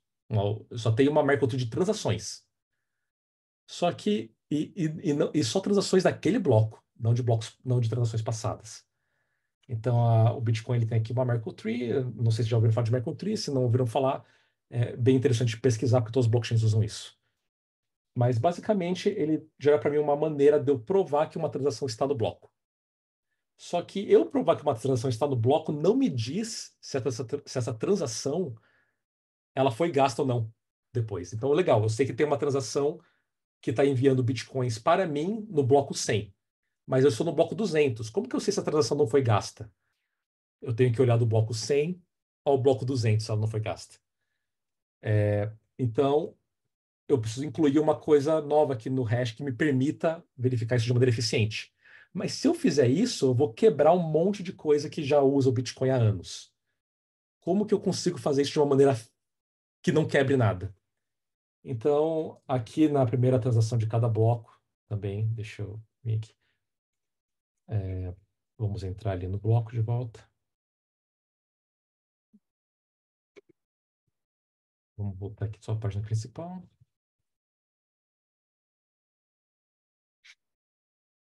Vamos pegar o último bloco do Bitcoin. Opa, link errado. Eles têm o que a gente chama de segregated witness, que eles conseguiram incluir uma informação no uma Merkle tree sem ter que alterar o block hash. Como que eles fazem isso? Primeira transação do bloco, quem que cria a primeira transação do bloco? O minerador. É sempre o minerador que cria essa transação. Se a gente for ver aqui, tem uma saída que está aqui, que é bem interessante, que é esse return aqui. E esse return, ele tem esse PK script que está aqui. Se eu jogar esse cara aqui, tem um OP return. E aqui tem o hash da Merkle Tree. Então, eles incluíram a Merkle Tree na primeira transação de cada bloco, sem ter que alterar. Tudo isso para quê? Parece uma gambiarra, mas isso aqui é para manter a compatibilidade do Bitcoin. Então, quer dizer que se você. Uma coisa que é impossível na Ethereum e é possível no Bitcoin. Se você pegar uma versão do Bitcoin, o Bitcoin tenta evitar ao máximo hard forks. Ao máximo, ele tenta evitar hard forks. Então, aqui, quer dizer, se eu usar uma versão muito antiga do cliente do Bitcoin, ele vai olhar para isso aqui e vai falar: ah, tá, isso aqui é só um opcode normal. Tanto que a gente consegue ver que tem zero, o valor aqui está zero dessa UTXO. Então, isso aqui é uma UTXO que tem uma informação indexada nela. Então, eles conseguiram estender o header do Bitcoin colocando informações na UTXO. Então, eles incluíram uma Merkle tree aqui, tá? Um header que está aqui, sem quebrar a compatibilidade com ele. Então, por isso que eu falei que quando você vai olhar o Bitcoin, tem muita coisa que não faz sentido se você parar a pensar que eles tentam ao máximo evitar que as coisas quebrem. Ah, ok. Eu sei que eu não sei quanto tempo a gente tem ainda, Thiago, porque eu também não sei se as pessoas já estão cansadas, né? Como eu falei, o conteúdo é denso, mas tem algumas coisas interessantes, como Payment Channels, que dá para falar ainda, tem questão de time locks. Hash time locks, como que você troca bitcoins e litecoins, como que você. Payment channels basicamente explica como que a Network funciona. Assim, na Também. teoria até 9, mas se tu tiver de boa, eu tô de boa, se a galera estiver tranquila. A gente já passou Se um pouquinho. Não tem é até muito as pra... 9. É, né? Então fica por vocês aí se vocês querem saber como que funciona a Light Network ou se vocês querem fazer perguntas, né? Com o tempo que resta aqui. O pessoal tá falando bora pra cima aí, ó. Opa, estão inspirados aí, então beleza. Vamos lá, então. É bem interessante entender como a Light Network funciona, porque o conceito dela não se aplica. Payment Channel não é uma coisa do Bitcoin, é um conceito que dá para aplicar na Ethereum também, e é aplicado de fato na Ethereum. Ah, então, né, quando vocês ouvem falar do Bitcoin, tá? Vocês percebem que as pessoas geralmente falam, "Ah, Bitcoin é caro, a finalidade demora 10 minutos. Mas se eu falar para vocês que você consegue fazer micropagamentos instantâneos do Bitcoin, vocês vão falar, tá, magia negra, o que que é feito? Então vamos entender aqui como que isso é feito, tá?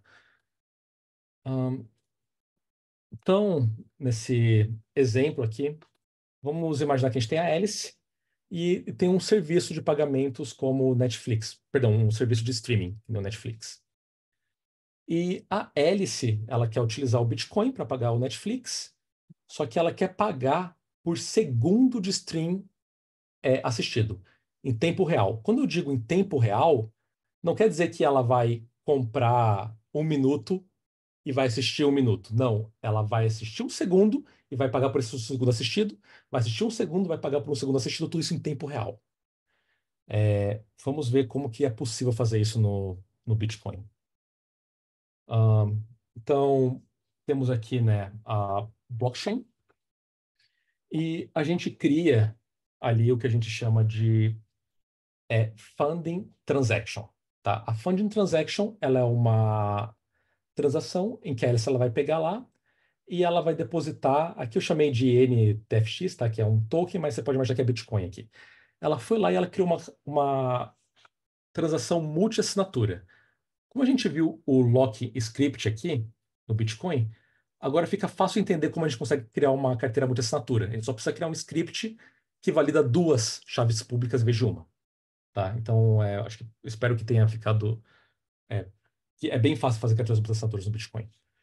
Ah, e, consequentemente, significa que para ela gastar esses fundos que estão nessa carteira, ela precisa de uma assinatura do Netflix e da Alice. Então, é uma carteira multi-assinatura, precisa ser assinatura dos dois, e ela foi lá e ela bloqueou 3.600 bitcoins, ou satoshis nessa carteira. E significa, então, que precisa da aprovação dos dois para os fundos serem movidos.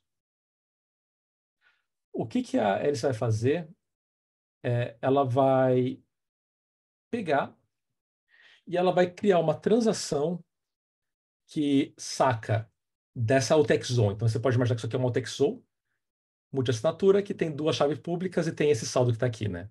Então, tem duas chaves públicas dessa UTXO. E ela envia uma transação off-chain. Ela não envia isso aqui para blockchain, ela não envia isso para o Bitcoin. Ela envia off-chain para o Netflix uma transação que saca 359 bitcoins para ela e um para Netflix. Então é uma transação que tem duas saídas, né? Isso aqui para ela e isso aqui para o Netflix. Então, e ela envia essa transação com a assinatura dela. Então, então tem a assinatura dela, mas está faltando a assinatura do Netflix para essa transação. O Netflix ele vai olhar essa transação, vai verificar que ela é válida, legal, maravilha. E ele sabe que ele a qualquer momento pode incluir a assinatura dele aqui para enviar essa transação para a blockchain, mas ele não vai enviar. O que ele vai fazer ele vai enviar para Alice um segundo de vídeo, um segundo de streaming para ela, um pacote de um segundo, mais a assinatura dele nessa transação. Então, a partir desse momento, tanto a Alice quanto o Netflix eles têm essa transação assinada. Os dois têm a mesma transação assinada. Que está aqui. E a hélice vai lá e ela vai repetir esse processo, né? Então ela quer, tá, legal, assisti meu segundo de vídeo, agora eu quero assistir o próximo segundo de vídeo. Ela vai lá, e ela vai criar uma outra transação. Isso aqui é importante. Essa transação que ela está criando, ela está gastando a mesma UTXO que essa aqui. É a mesma UTXO, significa que se eu fizer broadcast dessa transação, só uma das duas vai ser válida. Porque tem aquela regra que não, só uma transação pode usar a mesma UTXO. Ela vai pegar, agora vai falar, agora o seu saldo Netflix é 2 Netflix, tokens e o meu é menos 2, né? A diferença. Vai fazer isso, o Netflix vai validar, vai enviar mais um segundo de vídeo e eles vão acumulando essas transações localmente. Quando eu digo localmente, é no computador, tá? Eles estão fazendo tudo isso aqui off-chain. Isso aqui eles estão mandando via rede e não via blockchain, essa transação. E ao final, tá, eles vão repetindo esse processo e digamos que ao final a Alice ela assistiu a 45 minutos de streaming. Então, ela assistiu 45 minutos de streaming, resultando em 2.700 transações off-chain. Significa que temos 2.700 transações aqui, que elas foram assinadas, que os dois têm aqui acesso, mas que não foi enviado para a blockchain, né? Ao final, a Alice ela decide que ela terminou de assistir aos vídeos e ela cria o que a gente chama de settlement transaction, que é a transação final. No final, eu assisti a tantos segundos Netflix, 2.700 segundos, e sobrou tantos tokens da minha funding transaction. E acabou. Não sei se deu para entender o que aconteceu aqui. Aconteceu que só teve duas transações da perspectiva do Bitcoin na blockchain. A Alice ela pagou por duas transações. Ela pagou pela funding transaction, que ela enviou no começo, e pagou pela settlement transaction, que termina. E nesse meio tempo, off-chain teve mais de 2.700 transações que aconteceram. Esse modelo aqui, tá, por mais que ele seja simples, ele tem alguns problemas que nada previne a hélice de gastar, né? Nada previne a hélice de ir lá e gastar esses tokens. Antes, por exemplo, ela ir lá e submeter a primeira transação, sabe? Essa aqui, por exemplo, que ela tem um fundo maior. Tipo, o que previne ela de jogar essa transação, né, em vez de jogar outra, por exemplo?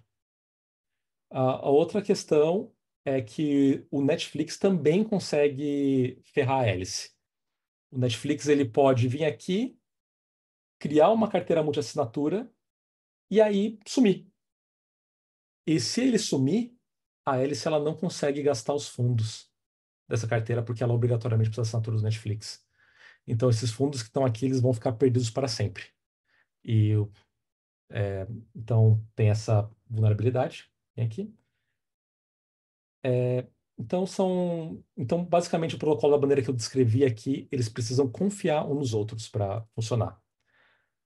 É possível, e que eu vou mostrar a seguir, transformar isso aqui num protocolo trustless, né?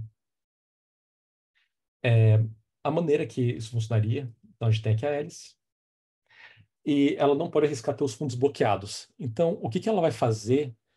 Ela vai enviar, ela vai criar uma fund transaction e ela vai enviar para o Netflix uma refund transaction. E essa refounding transaction é basicamente uma transação que permite ela recuperar os fundos dela. E ela tem um time lock. Isso é uma coisa que não existe na Ethereum, tá? Se a gente olhar as transações do Bitcoin, deixa eu só pegar um exemplo que eu tenho pronto aqui. Eles têm um parâmetro chamado N-lock. Esse N-lock, ele diz que uma transação ela só pode ser válida depois de um bloco X. Então quer dizer que nenhuma digamos que o bloco atual é o bloco 1000 e eu coloco um N-lock de 1.100, significa que os mineradores são proibidos de incluir essa transação antes do bloco 100. é um field aqui da transação, deixa eu pegar aqui no exemplo, chamado nlock. Tá, isso aqui é um script que ele basicamente decoda uma transação que eu tenho aqui, e a gente consegue ver esse lock time que está aqui. Na verdade, a gente consegue ver até na própria blockchain do Bitcoin, qualquer transação que está aqui, tem esse time que está aqui. Isso aqui é a partir de qual transação que o meu bloco ele é válido. Depois disso, antes disso, ele não pode ser incluído. Tá? Então, esse é o componente da transação. Consequentemente, você pode imaginar que isso aqui é como se fosse um cheque. Tá? Da perspectiva da hélice, isso aqui é como se fosse um cheque, que ele só pode ser compensado daqui uma semana. Por que isso aqui é importante? Significa que para a hélice, antes dela bloquear os fundos, ela já tem uma garantia que se o Netflix desaparecer daqui uma semana ou 2 dias, ela consegue recuperar os fundos dela. Tá? Então ela tem essa garantia que está aqui, e o Netflix tem uma garantia que a hélice não consegue recuperar os fundos dela antes desse tempo que está aqui. Então ela vai assistir um streaming, beleza, ela vai assistir um streaming hoje. Ela não vai levar 2 semanas para assistir o streaming. E a hélice, então ela sabe que ela não vai perder os fundos dela. Então ela envia essa transação primeiro para o Netflix, esse lock time. E a partir daí que ela cria fund transaction. Então só agora que ela vai permitir ela vai criar essa transação que está aqui, que bloqueia os fundos dela com o Netflix. E ela tem uma garantia que se o Netflix desaparecer, ela consegue recuperar os fundos. Só que agora tem um segundo problema, né? Então, ela está atualizando o saldo dela com o Netflix, mas o Netflix ele precisa de uma garantia que a hélice ela não vai gastar, ela não vai tipo, submeter a transação que beneficie ela mais. A transação que beneficia ela mais é a transação que ela tem o maior saldo. Como que eles fazem isso? A cada transação enviada, que atualiza o saldo, ela decrementa o time lock. Então, dando um exemplo, seria que a funding transaction, que a hélice ela saca os fundos dela, estamos agora no bloco 1000. Ela só pode executar essa transação no bloco 2000. Então, tem 1000 blocos de buffer ali que ela não consegue executar essa transação. Ela envia uma transação atualizando o saldo do Netflix para 1. E ela decrementa o time lock. Significa que essa transação vai passar a ser válida a partir do bloco 1999. Então, quer dizer que essa transação que está aqui, ela consegue ser executada antes da transação que recupera os fundos da hélice. E ela vai continuar fazendo isso, vai continuar fazendo isso, vai continuar fazendo isso. E cada transação subsequente, ela decrementa o time lock dela. Consequentemente, a maneira como isso aqui funciona é como se a transação mais recente pudesse sobrescrever a transação anterior, sem eu ter que fazer um broadcast dela para a blockchain. Né? Então, porque a transação mais recente, ela é válida antes, né? na blockchain. E aí, então, a Alice, ela assistiu, e aí, no final das contas, né, ela terminou de assistir o serviço de streaming, e ela quer recuperar os fundos dela, e o Netflix quer recuperar os fundos dele. Eles não querem ter que esperar o time lock expirar. O que que eles fazem? Os dois, eles pegam o valor final que está ali, né? Eles falam, ó, eu terminei de ver meu streaming, beleza. Os dois juntos vão lá e criam uma transação com time lock 0, ou seja, que pode ser feita o broadcast agora. Consequentemente, a Alice e o Netflix não precisam mais confiar nos outros para fazer transações off-chain. Eles só precisam estar monitorando a blockchain e saber que, tipo, eles precisam terminar essa transação antes do prazo estabelecido aqui. Esse modelo ele ainda tem alguns problemas, tá? Que são solucionados na Light Network. Aqui a gente está falando de um time lock que a gente fala de absoluto. Quando a gente fala absoluto, esse time lock expira a partir do bloco 10.000, 20.000. Existem no Bitcoin o que a gente chama de relative time lock, ou seja, time lock relativo. Quer dizer que é um time lock que a gente consegue colocar na transação que ele só é válido a partir do momento que a transação foi executada. Então seria algo parecido com. Tem até um exemplo aqui que vai ser interessante. 2 de 2, recover fault. Aqui é um exemplo bem interessante. Digamos que você tem sua esposa e vocês têm uma conta conjunta. Essa conta conjunta, vocês armazenam fundos ali e precisa da autorização de vocês dois para mover os fundos dessa conta. Só que o que acontece se, por exemplo, um dos dois perder a chave, ou se acontecer alguma coisa que o outro vai perder os fundos? Então, é possível de colocar aqui o que a gente chama de time lock relativo. Esse time lock relativo, ele é um valor que ele assume a partir do momento que, que a transação é incluída em um bloco. Então, quer dizer que essa transação ela foi incluída no bloco 6.000. Então, eu consigo falar assim, ó, a partir do bloco que essa transação foi incluída, mais 1.000 blocos, a pessoa consegue. Só um dos dois pode mover os fundos. Tipo, então, antes de 1.000 blocos, precisa dos dois para mover os fundos. Se levar mais que 1.000 blocos, ou sei lá, 3 meses, um ano, e ninguém mexer nessa carteira, só precisa de um dos dois para mover os fundos. Então, você consegue criar regras baseadas em tempo, né? Então, a partir de tal tempo, você faz tal coisa. Seria o equivalente a você usar o block number para fazer algumas ações no smart contract na Ethereum, usando o bloco atual como referência.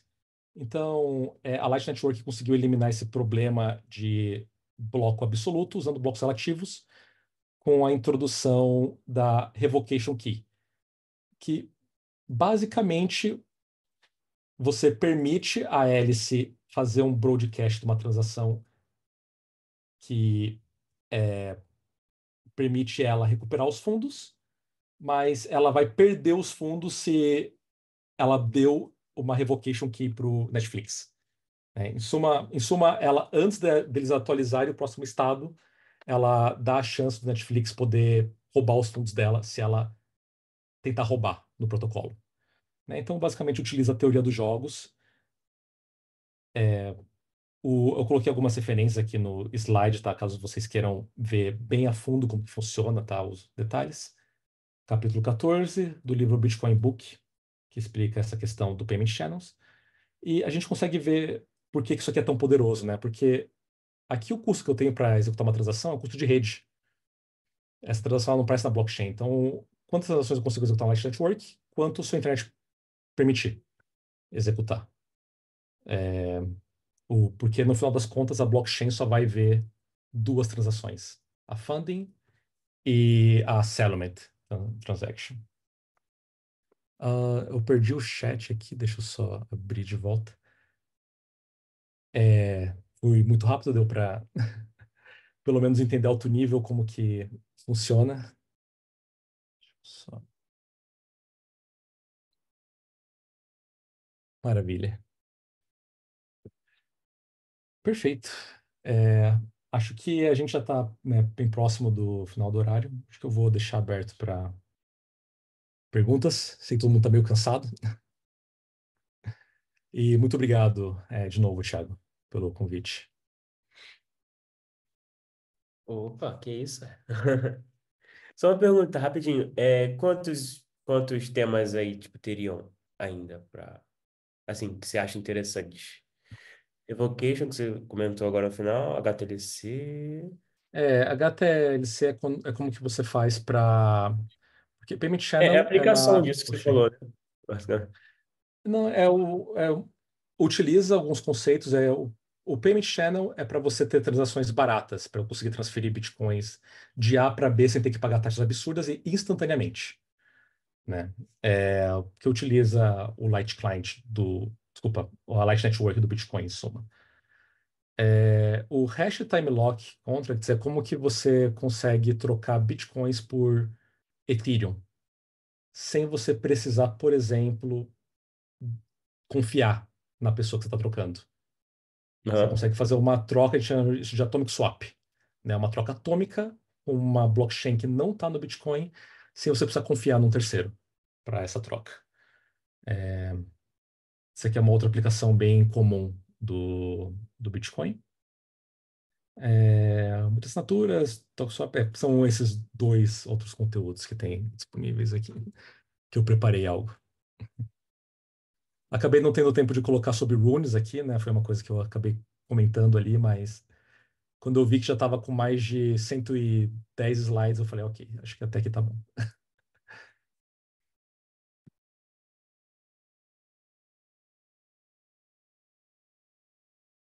Deixa eu ver quantas pessoas sobraram aqui, sobreviventes.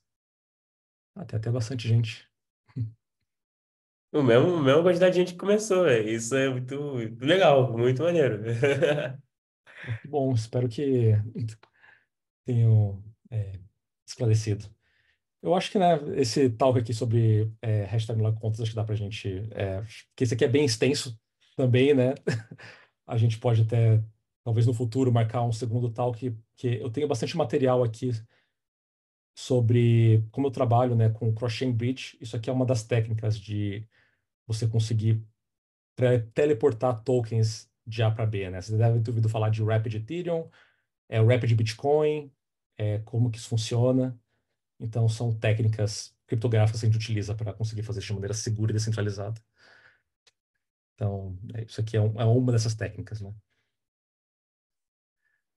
Ok. Deixa eu parar de compartilhar aqui minha tela. Vou Colocaram abrir mais no para. chat aí. Não, fala. Deixa eu ver aqui quem que mandou a pergunta. Um pouco complexo isso. A parte de Light Network é bastante complexa, mas basicamente você consegue criar regras que a pessoa não consegue roubar, né? Pelo fato de você condicionar a execução de uma transação ao bloco que ela é incluída. O Danilo perguntou o que você acha do BitVM. Eu já ouvi falar, Danilo, do BitVM. Tem várias propostas para você conseguir trazer o que a gente fala de linguagens de programação avançadas para o Bitcoin. E, inclusive, isso é uma das pessoas que criticam muito, né? Eu não consegui fazer um smart contract tão avançado no Bitcoin. Mas o ponto é que o Bitcoin ele é bom para uma coisa, ele é para pagamentos. E existe bastante resiliência no mundo do Bitcoin você conseguir trazer, que a gente fala de Turing Complete Smart Contracts, como a BitVM para ele, exatamente porque isso pode aumentar o custo da transação para pagamentos, né? E o Bitcoin ele quer ser bom em uma coisa, não em várias. Mas eu confesso que eu não tive oportunidade de olhar a fundo a proposta do BitVM, mas eu já vi outras propostas no mesmo patamar ali, né? O Opcat é uma delas, né? Permite mais contas mais avançados, permite pagamentos mais avançados, mas também é perigoso porque você pode acabar fazendo com que as pessoas usem o Bitcoin para um propósito que ele não foi criado, né? A gente não quer criar NFT no Bitcoin. O Bitcoin ele é para pagamentos. Esse é o ponto a- do pessoal, né? Tanto que o Bitcoin ele ajuda, tanto a Ethereum ajuda muito o Bitcoin, quanto o Bitcoin ajuda muito a Ethereum na questão de liquidez, né? De reserva de valor. Eu acho que o Bitcoin ele é muito superior na questão de arquitetura para pagamentos comparado à arquitetura de outras blockchains que têm um foco diferente. Ah, consegue terminar os slides? A explicação está incrível.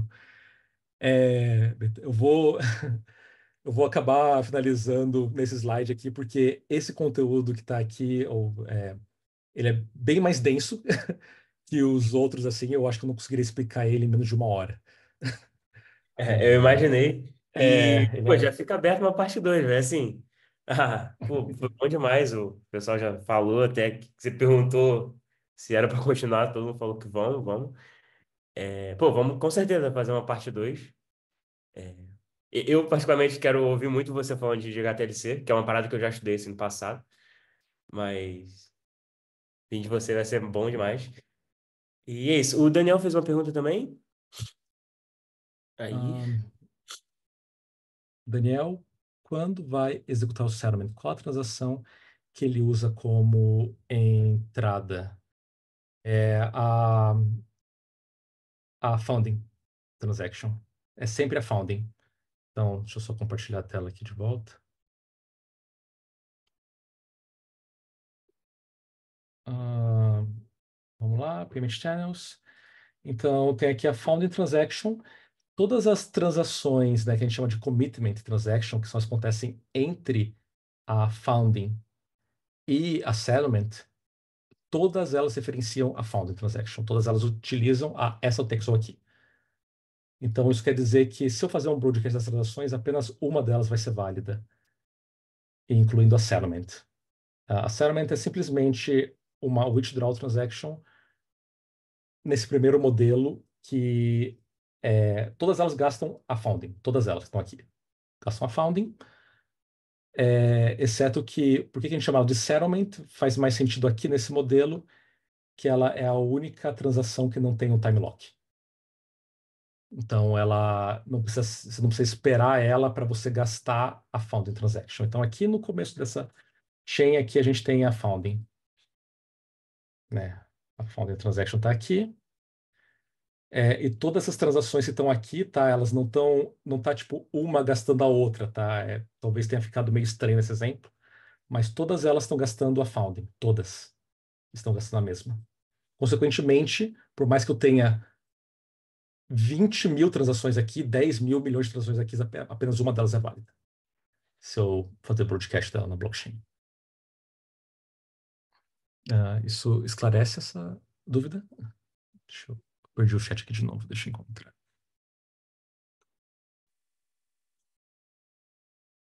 Opa, obrigado, Yuri.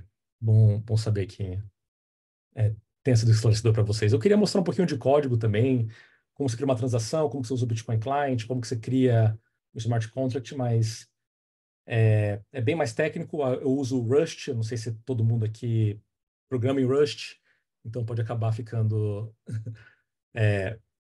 não ficar um conteúdo tão atrativo para todo mundo, né? Porque você pode usar você pode usar C, pode usar Rust, pode usar PHP, pode usar o que você quiser para programar criar um client, né, que você cria transações no Bitcoin. Eu uso Rust. Por isso que eu não mostrei aqui para vocês um pouquinho mais de código.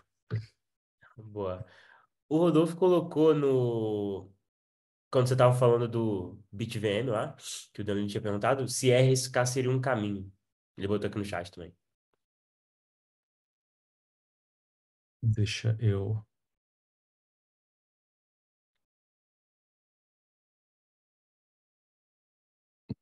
Não encontrei essa mensagem aqui no chat. Foi o Danilo que postou? Legal. Caixa do Não, BitVM. depois do Daniel. Depois já se respondeu agora.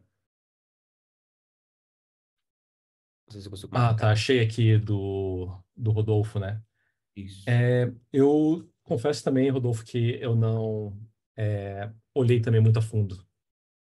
Mas eu estudei algumas tecnologias, tá, de escalabilidade do Bitcoin, mas a BitVM e a RSK, não está entre elas. Vou ficar te devendo um parecer sobre esse. Mas assim, né, da minha experiência, né, todo ano tem uma tecnologia nova, todo ano tem alguém tentando trazer smart contract para o Bitcoin. Todo ano tem uma tecnologia nova. E Hopcat é uma das mais antigas e geralmente tem uma resistência exatamente por questão de foco, né? A gente prefere o Bitcoin prefere fazer uma coisa bem feita do que tentar fazer um pouquinho de tudo. Mas uma parte 2, né? Se for um assunto interessante, eu posso dar uma estudada ali e trazer para vocês.